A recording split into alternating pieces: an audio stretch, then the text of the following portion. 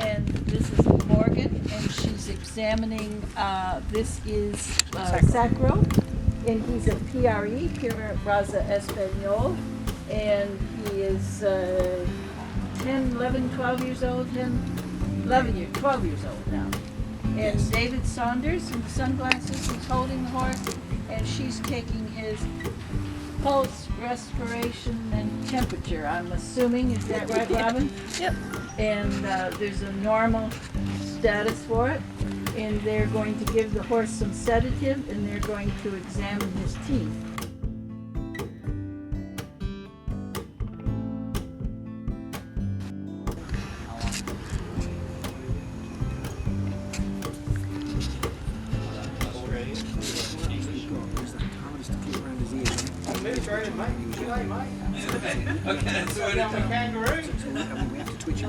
Yeah, so she just gave him an intravenous injection of what?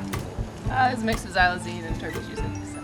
Okay, and David's his usual handler, so he seems quite calm, and Morgan is a regular horse person that knows a lot about horses and horse language, horse behavior, so she's observing him to see how long it takes him to Sleepy already, so we'll go ahead and load him. Yeah, and they want to move him before he gets too sedated not to move.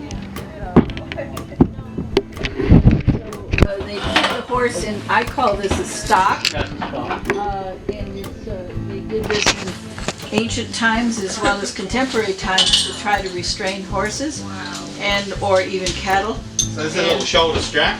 Okay, maybe it's better you tell them what We put a little shoulder strap on them, so if they decided to get upset, they can't flip over backwards or try and jump forward. Like a little seatbelt for them.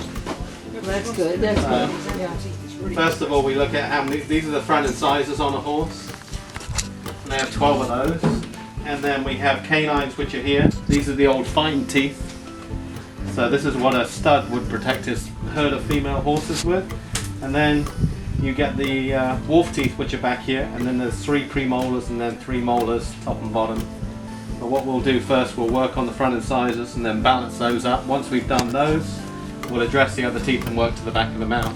So what we're going to do here, I'm going to clean these front teeth. I'm going to address this first, see if there's any imperfections. Once we address them and get them balanced, I can then take the speculum and put the speculum on and open it up without breaking any of the teeth. Oh. So the first thing we'll do the front incisors and see how sedate he is.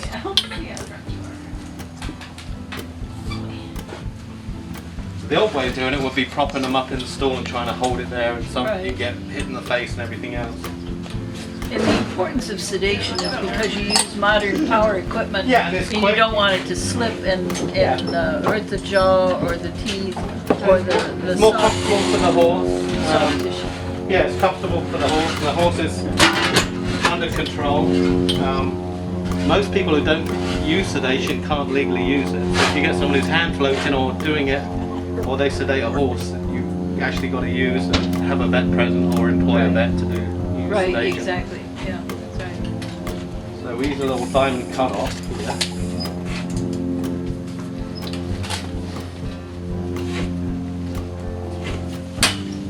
That was pretty fast, I will say that.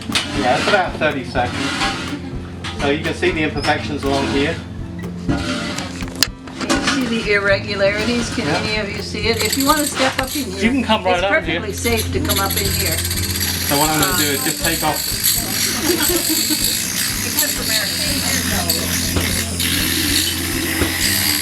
So I'm going to clean up any of these irregularities.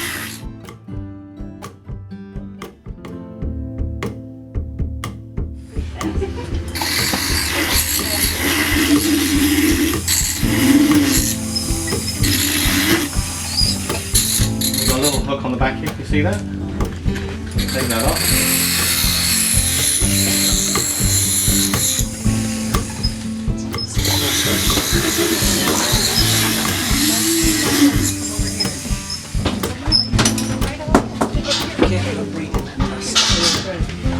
Forgot about that.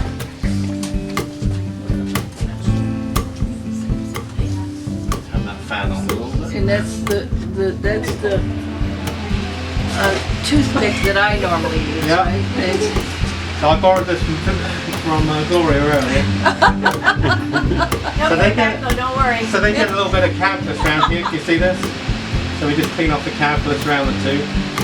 Is that like our tartar? Yeah, it's tartar. Normally, like if they're on well water, some of the minerals in the well water will actually stick to the teeth. Oh, you're acting just like my dentist.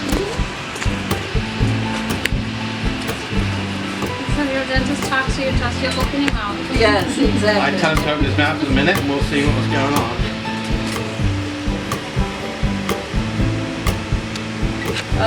Chitra was asking me if you brush horses' teeth. I've got some clients who do.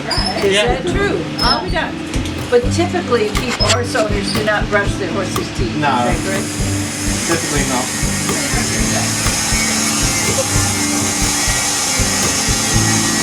Same thing with the horse. If the gums are healthy, the teeth will be healthy. And you can tell that they're healthy by the color or Yeah, and whatever? so if you do a capillary refill here, so if you push on it, it goes white and then it comes back Immediately. immediately. Yeah, So you see that? Can you see that? Yeah, see how the blood flow comes back immediately when you So at an elevated height, you get a slight overjet because the jaw is slipping back. On their natural paradigm or their natural eating height, the jaw slides forward and they eat off the ground in a figure 8 motion like this. So when we open them up, we're just going to rinse this now. And then we can work on the molars and premolars and you can see right inside of the mouth.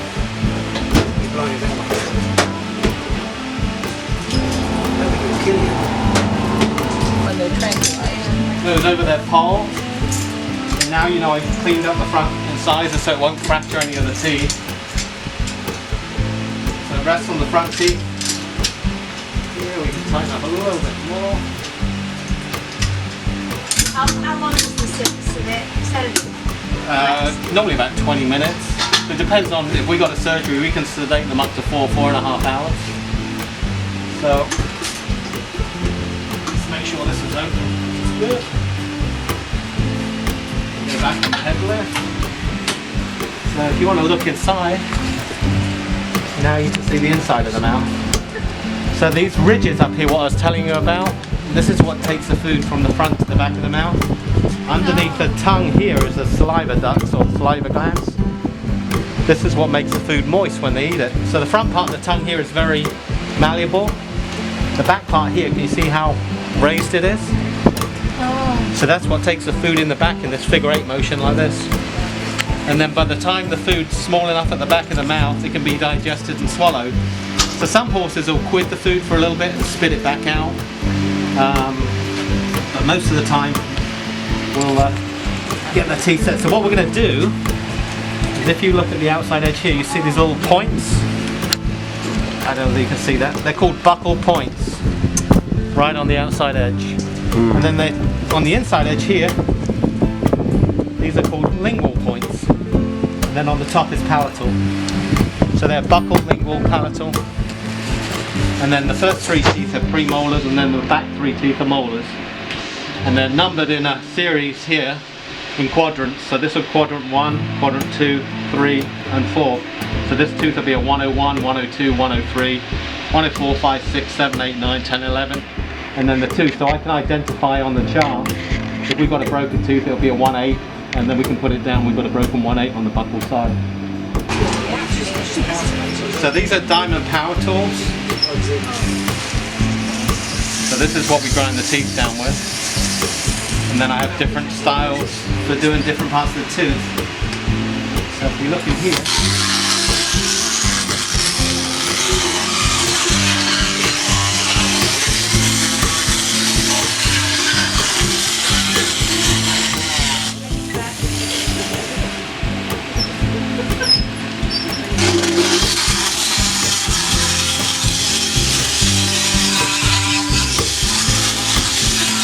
what would take with a hand float, which would be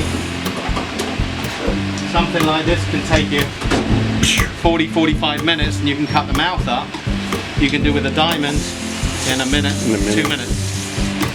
So if we have a lot of teeth to take down, we have power floats with water injection systems on them, so we can actually cool the tooth down.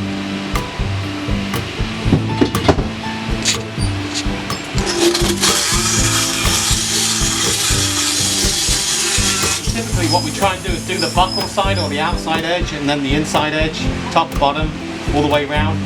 And then we grind down the occlusal surface lightly, but we don't go smooth because you want to leave a rough surface so the horse can grind. A lot of people will go in and they'll grind it completely smooth and it may feel perfect, but then their teeth can't masticate and they can't break the food down.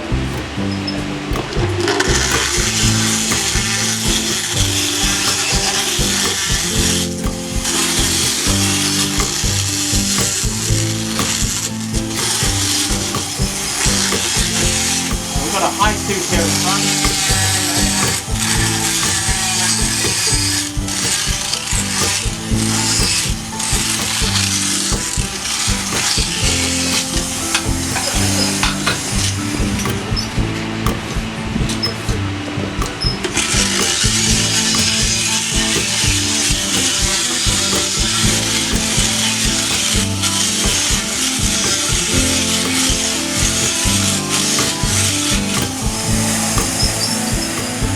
What I'm doing is feeling to make sure that there's no sharp edges.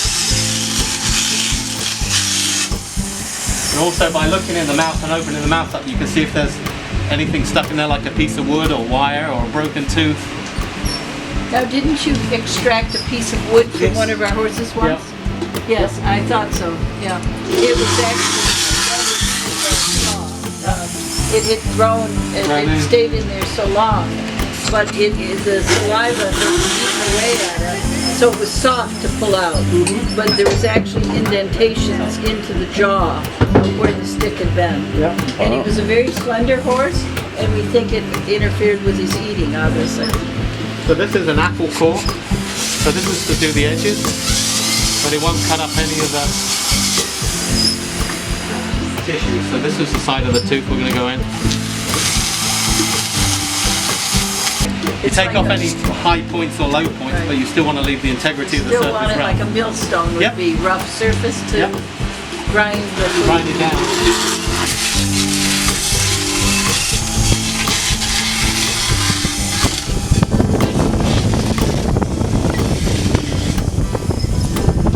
What I'm doing again is feeling the outside edge. You can see my fingers up here.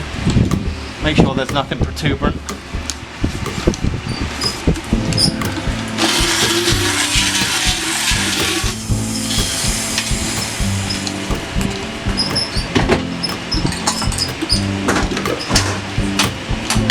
So that's the end of the demonstration, right? Yep. So he's going to be fully aware in about maybe 10 more minutes or 20 more minutes. And he'll be all set and he'll be able to eat his food, have lots of energy so he can go 10 miles at a go. Okay. So if you look at now where the teeth are here, we're back in alignment. Yeah. So by taking the little ramps off of that, slide his jaw forward, because he had a slight overjet. So if I lift his head up, it will go back, but then if you bring it down now to his natural paradigm, the jaw slides forward, and then now, nice grind.